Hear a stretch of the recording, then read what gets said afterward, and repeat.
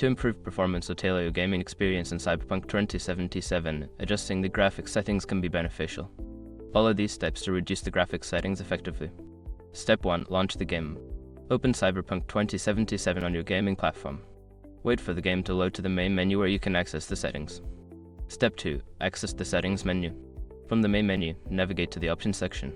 This is usually found at the bottom of the menu list. Step 3. Select graphics settings. Within the options menu, look for the graphics tab. Click on it to enter the graphics settings where you can make adjustments. Step 4. Adjust graphics options. Review the various graphics settings available such as resolution, texture quality, shadow quality, and more.